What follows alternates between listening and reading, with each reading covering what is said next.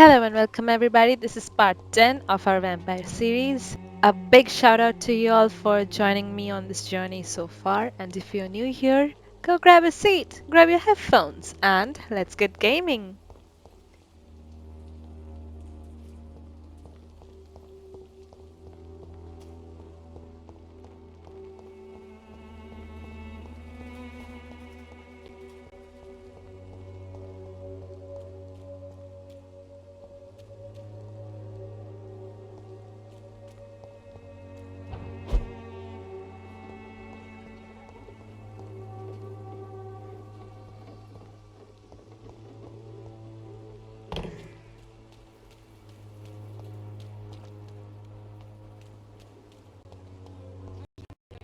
Evidence and trickery. You are blinded by your false faith.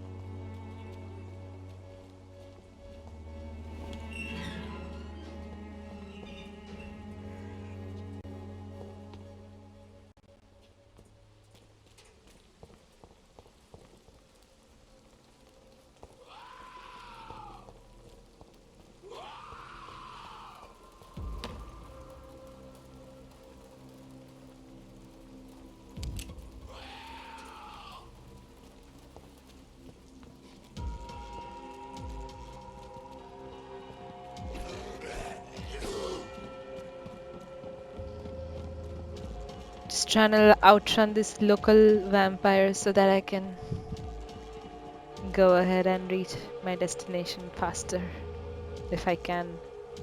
Uh-oh, seems like a dead end.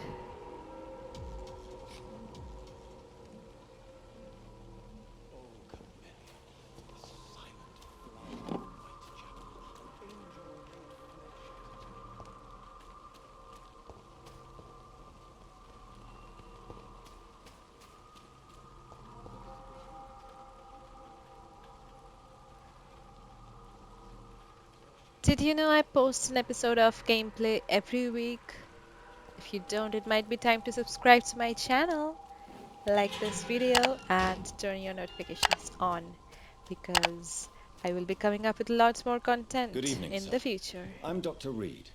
I would like to ask you a few questions. Please be my guest, although I may not be the best informant regarding this part of town. My words speak about that which the eyes cannot see. Really? Are you an artist of some kind? I'm a poet, sir. Richard Nethercott, at your service.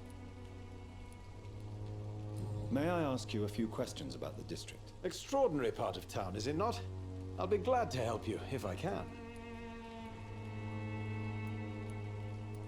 What can you tell me about an old man called Darius? Darius Petrescu. Yes, I know him. At first, I thought he was only a small publisher. I invited him to publish my work, but his reaction was pretty clear. Not interested in your talent? Darius is an old political activist who takes delight in printing tracts and lampoons. Those communist activities only require mediocre writing skills.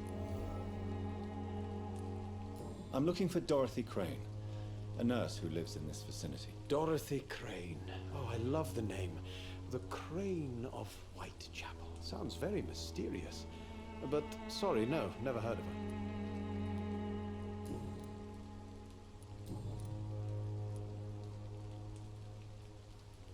May I ask what you're doing at this hour of night, sir? Do you live here? Not at all. I'm just enjoying the pleasure of a quiet walk. Though night talks are always preferable, if you ask me. Especially with strangers. But are you not afraid of the epidemic? Oh, why should I? I see some equity in the Spanish flu. No flesh should be saved, say the scriptures. Good or evil, rich or poor, all are equal in the eyes of the flu. If you say so. But as a physician in a time of epidemic, I must caution you to avoid unnecessary exposure, sir. Thank you, Doctor. But we both know the seeker of truth has to go boldly where the weak dare not.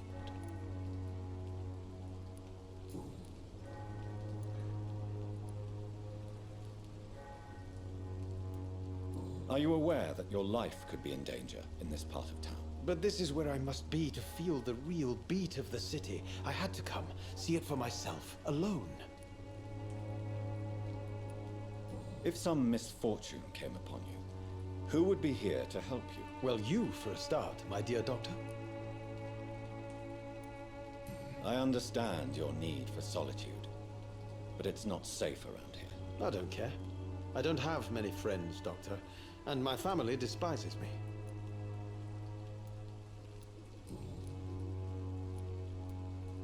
What are your thoughts on the terrible situation in this city? Terrible, you say? No. Of course, the death of so many innocents is a tragedy. But the scourge has not been all bad for the city. Oh, no, sir. What are you talking about? Do you remember London before the flu? Noisy, cacophonic, quiet nowhere to be found. And now, listen to this oddly peaceful silence. Peaceful? That's quite an unusual way to speak about the epidemic. And very inappropriate, I must say. Most people fail to understand my perspective. I don't blame them. But how could I call myself a poet if I veiled my feelings?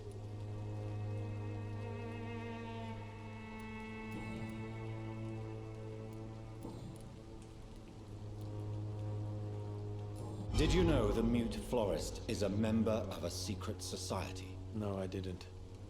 But I thank you for this information, sir. For it only enriches the mystery surrounding the precious camellia. Are you not curious? Is there not more you wish to know? That girl has not an ounce of malice in her. Whatever she may be hiding, it's certain to be for the benefit of most, if not all. I fear you are a hopeless romantic, Mr. Nethercott. Guilty as charged, Dr. Reed.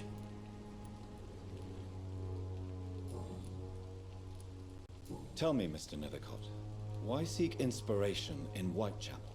The place is not beautiful per se, but how to explain it? Stirring and challenging.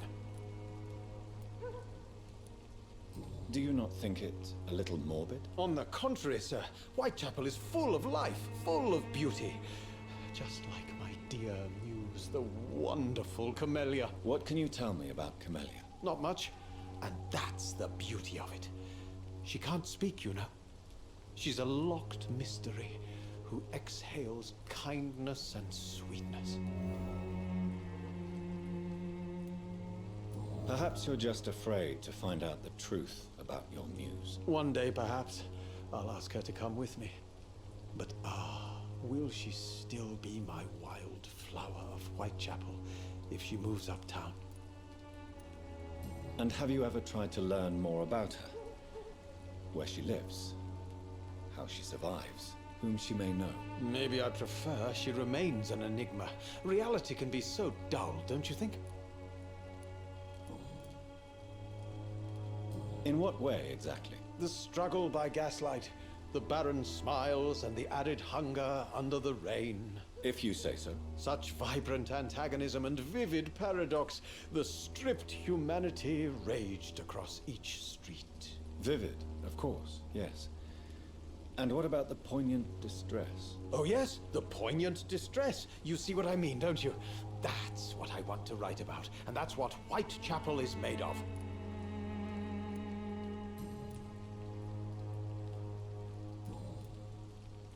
I'll leave you alone, sir. Darius is a bit less of a mystery now. It should not be that difficult to incite him to let me in. So we are blackmailing our way into properties. Morbidity can breathe its own beauty and grace. Whitechapel is not just disease, desertion, and despair.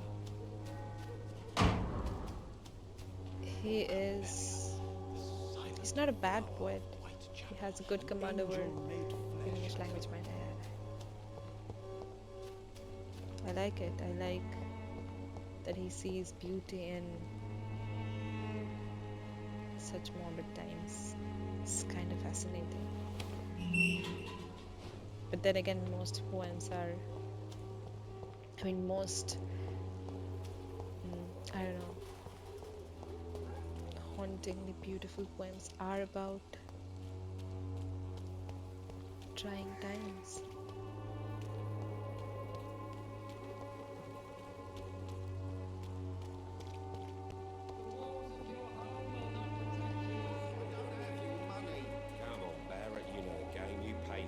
of mine.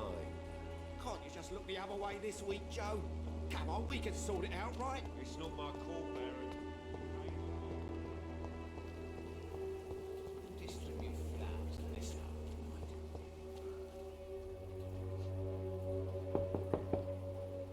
Mr. Petrescu, just 1 minute, please. You again? Go away.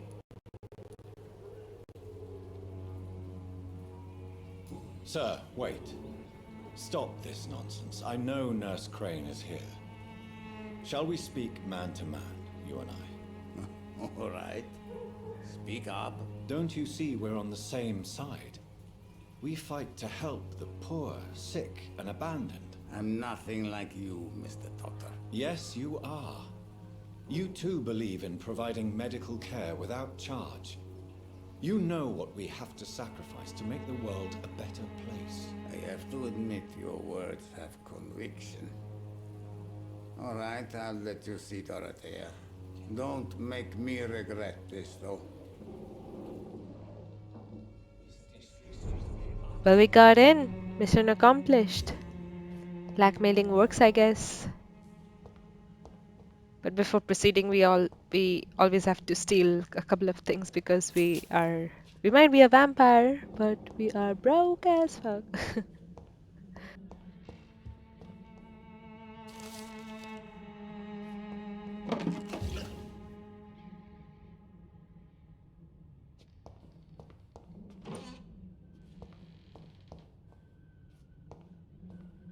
This man just stands there while I raid his house in front of him. See, he's just chilling there. He's like, go ahead, make yourself at home.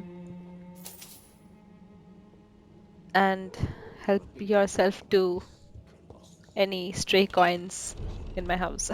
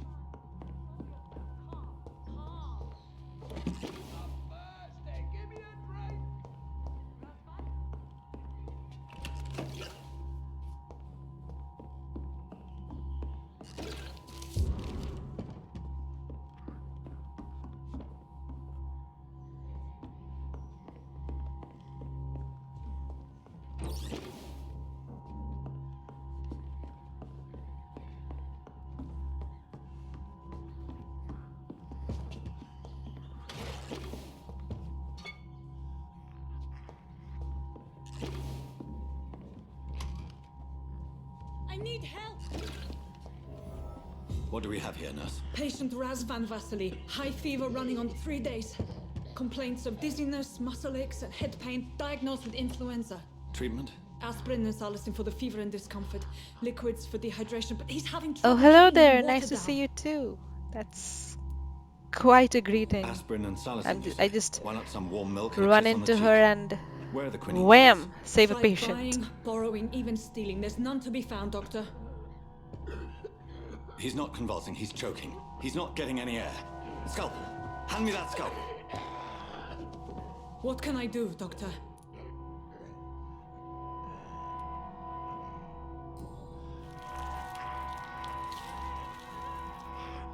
I need to perform a tracheostomy. Short pipe. That rubber tube will do. We're going to cut a passage for air through the neck. Yes, Doctor. He's breathing again, but he's coughing up blood. Internal hemorrhaging. I need to make another incision into the chest cavity to drain the fluids from the lung. Prepare another tube. A thoracostomy. Doctor, we've nothing to fight the infection. We need an aseptic environment. Right then, Nurse Crane. What do you suggest we do? I've no idea. I'm not the doctor. Time is of the essence. We need to perform a thoracic drain. Yes, Doctor.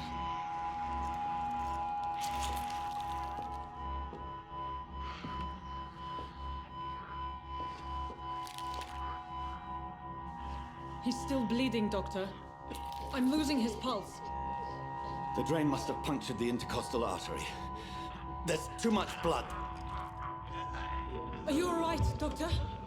I can't see.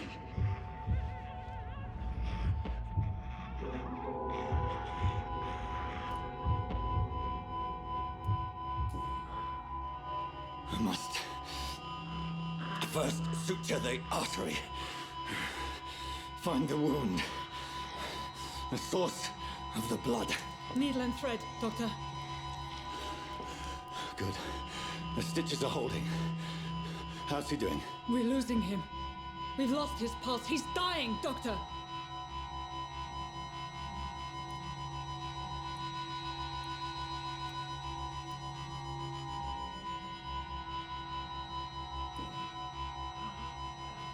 A dose of epinephrine, now. Yes, Doctor.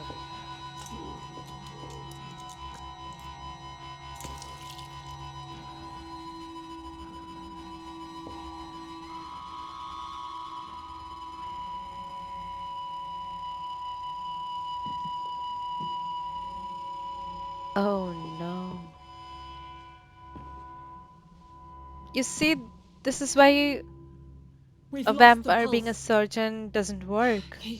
He's gone, Because Doctor. there is bound You did to be a everything. lot of blood Truly? and Everything you could. his primary Is that how source you'll of report this in your log? food Is this how the war went? Piling is up one poor blood. corpse beside the next? This was not an influenza-induced seizure. I've never seen symptoms like these on the continent. Neither have I. But the previous symptoms leading up to this attack were the same, indistinguishable from the epidemic. No. There was something more vile in these reactions. Something primitive. There have been numerous reports of mental breakdowns caused by the fever that accompanies the flu itself, Doctor. Yes, but... I'd best take some samples of the blood for analysis.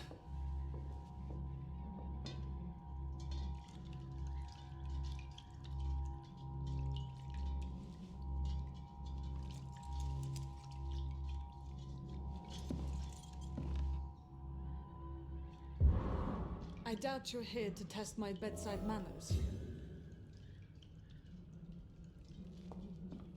I suspect it was more than intuition alone that led you to us. So, how might I be of service, Dr. Reed? No screen. I'm about to relay the news in about next week. So see you then. And until then, happy gaming.